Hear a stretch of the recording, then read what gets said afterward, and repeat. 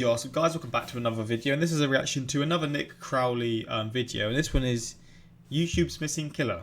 This video is almost 100% gonna get demonetized, so yeah, I'm not gonna get anything from this, but I do really like this channel, so I don't really care to be honest, because I've done reactions before. They always get like age restricted or like demonetized or whatever, but I just think this channel is one of the best channels that I react to, so I just really enjoy it, and the videos are well put together even though it's very dark. I enjoy it to a certain degree because obviously there's a level where it's like, oh fuck, this is wild. But yeah, we're going to check this out, hopefully going to enjoy. Links are in the description to my Patreon for those who want to check out some Patreon exclusive reactions that can't be posted to YouTube for whatever reason. Same for my new channel, links are there for those who want to subscribe to that. Lots of different style content will be on there, like completely different to reactions, more like maybe challenges, vlogs. I don't want to commit to that, but it's a possibility, stuff like that really. But links are there, all that kind of stuff. We're going to jump into this, hopefully going to enjoy. Hopefully you're having a good day as well. Hopefully you're all doing good, but let's check this one out. Hopefully this doesn't ruin your day as well. Hi everybody, it's Mr. Anime here. Hello everybody, welcome back to my channel, Ethan. Hi. That little kid. Roger here. This is my last video. It all has to come to this. The gunman was a 22-year-old named Elliot Roger. YouTube has always had a rich history when it comes to killers, which honestly isn't all that surprising. As of writing the script, this platform stands as the second largest social media site on the planet, with approximately 2.3 billion users. What's the largest? Facebook? Meaning that, in theory, about 30% of the entire world's population has a YouTube account. With that being said, it's no wonder that truly disturbed individuals like Elliot Roger, Trey Sessler, or Ethan Crumley, charged with terrorism and first-degree murder, have found their way to the site at some point. Wait, wasn't this kid... Who's this kid? I know him, I don't know where he's from. Didn't he... Was he involved in the school shooting really recently? Is that the kid? I swear he's the kid, I don't know, but I feel like he is. First-degree murder. Have found their way to the site at some point, I don't know that. as it's something that's unfortunately bound to happen with a platform this massive. But of all the confirmed YouTube killers that have gained infamy over the past 16 years, they all seem to share one similarity, that at this point they've either been captured by police or for whatever reason are no longer alive. And though their stories are still incredibly frightening, they fortunately no longer pose any sort of danger to the public, as they have in some way, shape, or form been accounted for. Well, that is all but one at least, as I can only think of a single example of a YouTube killer that after committing their heinous crime has essentially vanished off of the face of the earth. It's a man whose guilt was never in question, yet who is now walking freely among the general public, somewhere out there. And to make his story that much more shocking, it's a man who we're already familiar with. I want my daughter to know that I love you. This video is sponsored by Audible, the leading provider of spoken word entertainment. Getting his money. I'm happy for him because he probably doesn't make any money off the YouTube videos, so I'm happy for him, man. He deserves it. These videos are legit, bro, so get your money, bro. You love to see it. March 24th, 2014. An obscure home video is uploaded to YouTube with the title, "Cute Baby Laughing at Mommy Blowing Bubbles." The clip shows a mother holding her daughter as she blows gum bubbles, much to the enjoyment of the baby, who is laughing along completely infatuated with the ordeal. This would be the first video published to a channel called Trent Pascal, which was run by a man of the same name. And pictured within this video was his wife Savannah, the mother of his 2 children, along with his daughter Mackenzie. From the outside looking in, Trent was clearly a man who cared deeply about his family, as many of the uploads on this channel centered around them. And this theme would continue on for years to come, as Trent would officially switch to a new channel called Big Money T, where he continued posting more family content, using the page as a way to document their memories together, along with occasionally showing off his RC cars and tech tips. His videos were fairly low quality, and the channel is about what you would typically expect from a dad who was just using the site to archive footage. which equated to the channel being as obscure as it gets, as none of his videos would ever gain any serious traction, or at least all but one. As on October 21st, 2020, Trent would post one of the more infamous videos in YouTube's recent history, which instantly turned this mundane channel into one of the site's darkest. I'm recording this because I want my daughter to know that I love you, Pascal. I'm so sorry that I've done this. I want you to know that you mean everything to me. I didn't choose this. Your mom chose this. She's been cheating on me for a long time. I didn't do nothing wrong to her. Much like his time had began on YouTube all the way back in 2014, this video, his final video, would also have his wife Savannah and daughter Mackenzie as its primary focus, with its title simply being his daughter's full name. Only, unlike his inaugural video, this clip was far more disturbing. I put everything into this relationship. I have done nothing to your mom. I've never hit her. I've never hurt her. I've never called her names. The video shows Trent as he calmly addresses his daughter, explaining that he had caught her mother cheating, and that he was sorry and heartbroken for what was to come. The video then ends abruptly as a noise can be heard in the background, leading him to run and hide in a dark room. What the fuck? Without context, it's hard to understand what is happening with this video, though naturally, many would assume that it was in regards to an impending divorce. However, the reality was far more bleak than that, as in the moments immediately following this video, Trent would approach Savannah with a loaded handgun, and in an instant, open fire, shooting her twice and eventually killing her. Trent would then go on to upload the video to YouTube shortly after, not as an apology for some divorce or anything like that, but as an apology to his son and daughter for killing their own Jesus, mother. man. Making matters more disturbing. How sick are you? You make a video apologizing to your kids, and then you go on and kill their mother. Like, you're fucking evil, man. One evil guy. While Trent talks, he appears completely emotionless, and despite multiple attempts to fake cry, no tears ever fall. I'm hurting so bad. I didn't do nothing wrong to her. And all the while he's talking, he seems more focused on his hair and looks rather than anything else. I'm like, why me? My hair's a mess and I look horrible. Oh, sorry. Take these off. And instead, he seems totally void of any regret or empathy for the situation that was now unfolding, and the fact that he had now robbed his children of their mother, all because he thought she was cheating. And ultimately, he paints himself as the real victim, as their mother was the one that had supposedly cheated on him. The context of it all made this story almost unbearably upsetting, and it would only get worse as new details emerged.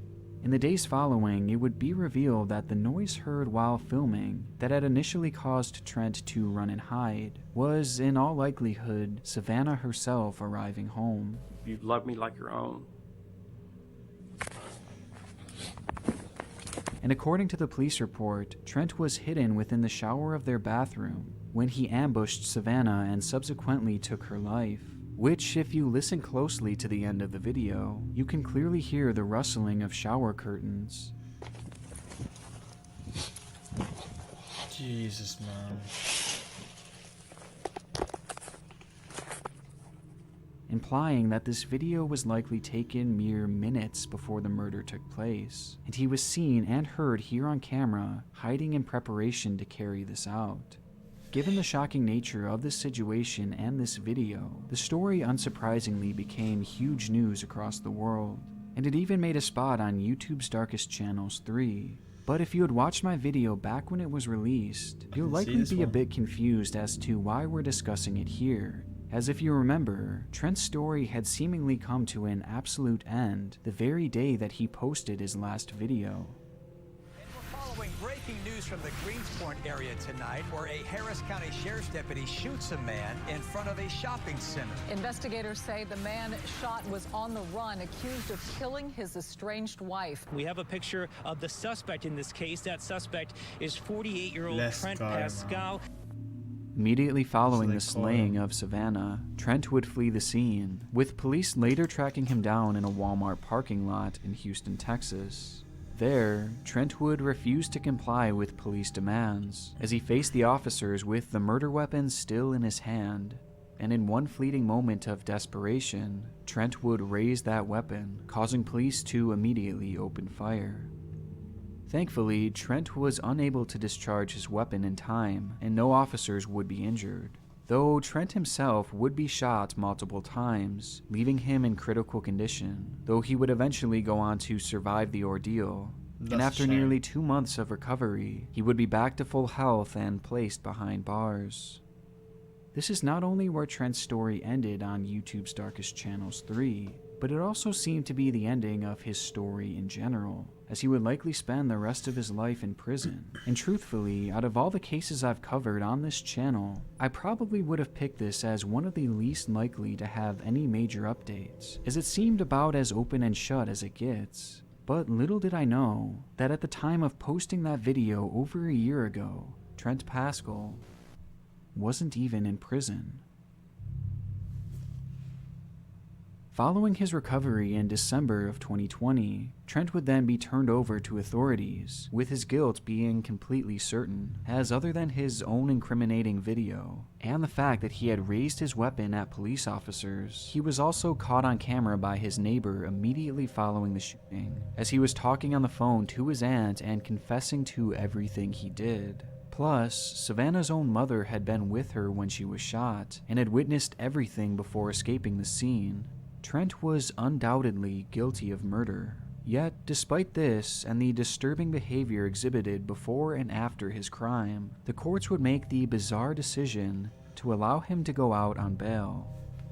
The decision was shocking and immediately met with criticism, as in Texas, bail can be denied to those who the court deemed to be a risk to the community. You have people like in jail for petty crimes, I don't know, like robbing a shop for some chocolate or something.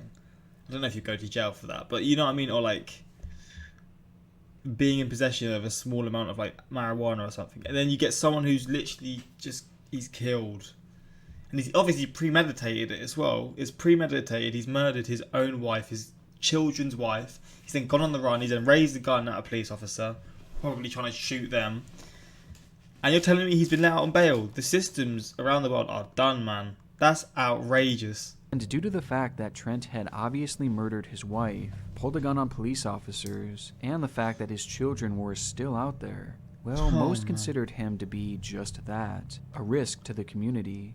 Yet for whatever reason, the judge didn't see it this way, with his bail being posted at $250,000. And despite the steep cost, his parents would scrape the money together and pay to have their son released, who, other than wearing an ankle monitor and showing up to regular court hearings, would be able to live a somewhat normal life until his inevitable conviction.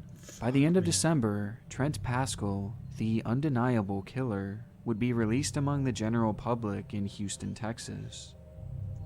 The decision was immediately met with disagreement that would only grow over time, as within the span of just 2 months, Trent would find his way back into custody on 2 separate occasions, both of which for violating the terms of his bail, though in each instance, they allowed him to go back on bail. There was every opportunity to assure that this man never walked this earth freely again, and yet every time they chose to let him leave. And unsurprisingly, these dangerous decisions would eventually lead to a devastating consequence. Wait, what? On April 13th, 2021, a call would be made to authorities in Houston, Texas, stating that a used car had been stolen from a local dealership.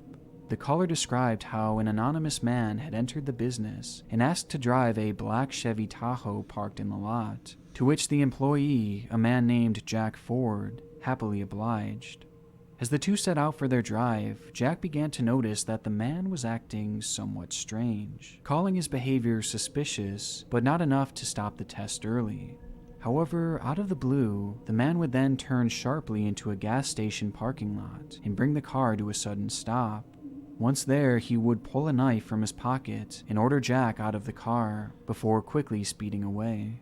Police would later arrive on the scene, where, upon checking the CCTV footage from the gas station, they'd make the startling discovery that the suspect looked eerily similar to Trent Pascal. But this couldn't be, as Trent had an ankle monitor on, which showed that he was still at his parents' house, who had taken him in after posting bail. Confused, authorities would rush to the home, where rather than finding Trent, they would instead find his ankle monitor, clipped in half and lying on the floor. It was Trent Pascal who had stolen that car, and not only was he armed and dangerous, but he was now officially on the run. The news was extremely concerning, not only for members of the community, but for Savannah's parents in particular, as during Savannah's murder, her own mother Shirley was present at the scene, leaving her with the possibility that Trent could come back to finish the job. Yeah, but even more worrisome was the fact that Savannah's parents had become the guardians to Trent and Savannah's children, who were now left without parents. And with Trent on the loose, there was a very real chance that he could try and take his kids back, using whatever means necessary.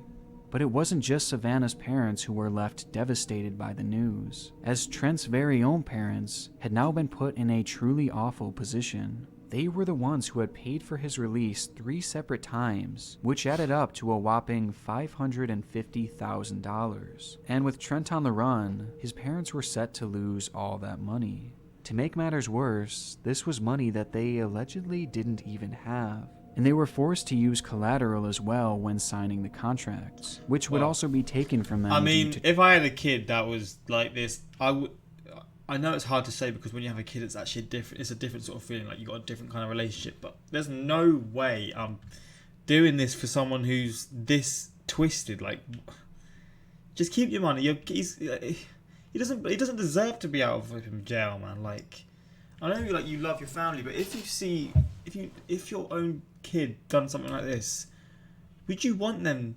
Would you feel safe them living with you? Would you want them to like be free and you risk your own lives or whatever in terms of living with them, but also you're selling your assets, all you have, just to get them released on bail 3 separate times? Like, it's just like, wow, this is absolutely crazy, man. Like, just keep your money and just allow him to stay in prison and let it be that, man. Like, Trent's behavior. And according to those close with the family, that collateral had included their very own house, meaning that with Trent gone, not only were his parents going to lose all their money, but they'd also be losing their home as well. The same home that they allowed Trent to stay in. So despite everything they did for him, Trent would just turn around and put them in a situation that would essentially make them homeless. With Trent now completely missing, all parties involved were searching desperately for him, as from the second he disappeared, his whereabouts were completely unknown, meaning that his next move was impossible to predict, a next move that to this day has yet to come. As since that moment Trent went on the run back in April, there has been no substantial updates on where he might be. At one point, U.S. Marshals believed there was a sighting in Green Bay, Wisconsin, though to this day nothing has come of it. And other than this, there has been no other reported sightings or clues as to where he might be. And for all intensive purposes, Trent has essentially dropped off the face of the earth. This is a situation I became aware of practically right after he had escaped, and since then I've been checking for news almost daily to see if there's been any sort of development, as I had a strong feeling that at some point, the guilt that Trent must be feeling for basically ruining his parents' life would finally eat at him enough to turn himself in. He's ruined his parents' life, he's ruined his kids' lives, he's ruined her family's lives, he's obviously ruined her life by killing her. Like, just... It's just like, yeah, this man is... He drives me insane because, like, he's just got so many opportunities to, like... He's been given so many opportunities and chances by the police. It's just like, yeah, well, this is obviously going to only go one way, but sure, let's just give him another chance. He's broken rules, let's give him another chance. And it's just... Yeah, it's a pretty insane situation. I do kind of feel bad for his parents. I feel like I was a bit mean, but I just sort of feel like, again, in that situation, maybe my whole point of view would be different. But like, there's just a point, man. There's just a point where you just shouldn't try and protect your child. I say your child, your son, in a situation when he's done something like this and he's so guilty, etc. I don't know. It's wild, man. But so far, nothing. Which just further showcases how deeply narcissistic this man is, something that was already on full display within his final video. And with Trent having completely vanished, the big fear now is that he is going to come after his children, whether it be today, tomorrow, or 10 years from now. Which is something that Savannah's parents now have to live with on a daily basis, as they've even told the press that we're constantly on guard, constantly watching. It's high anxiety. It's been a very hard year. And until Trent is hopefully one day caught, they are sadly going to have to continue living with this fear. And given the way this case has gone so far, I can safely say that Trent Pascal's story is nowhere near over. Okay, so I have a last second update here. I had put off making this video for months because I've been waiting for a huge development to happen. And finally, it did. And of course it happened right after I completely finished this video. But as it turns out, YouTube's missing killer isn't missing anymore. Just before the start of the new year, police in Marion County, Florida were alerted to a man matching Trent's description, who had been spotted in a nearby trailer park, with the caller noting that the man was still currently residing there within his van. Following the tip, authorities would gather evidence and eventually head to the area on January 3rd to confront this man in person and to see if it truly was Trent. The vehicle would quickly be located, where inside, a man would refuse to step out. With their weapons raised, police would knock on the window and yell at the man to surrender, when suddenly a single gunshot rang out from inside the van, followed by silence. Inside the vehicle, Trent Pascal was dead from a self-inflicted gunshot wound.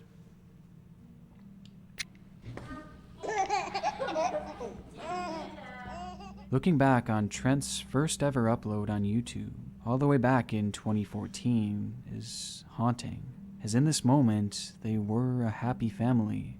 How could anyone have imagined that things would end up here? Accused of fatally shooting Savannah Paschal. Paschal fatally shot himself when sheriff's deputies arrived. As nearly 8 years later, this little girl and her brother are now left without either of their parents, both of which having been taken away from them in the worst ways imaginable.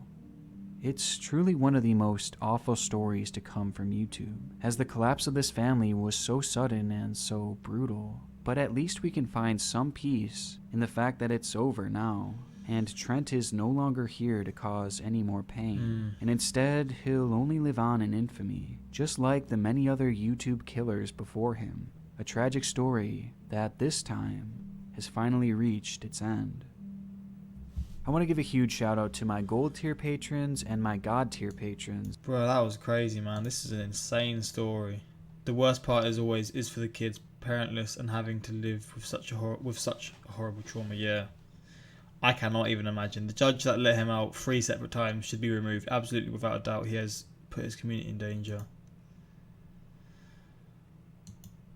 He hurt every last person directly connected to him. What a monster. Good video. This is a big failure of our justice system. The man had already fled after killing his wife and gotten in a standoff with the police.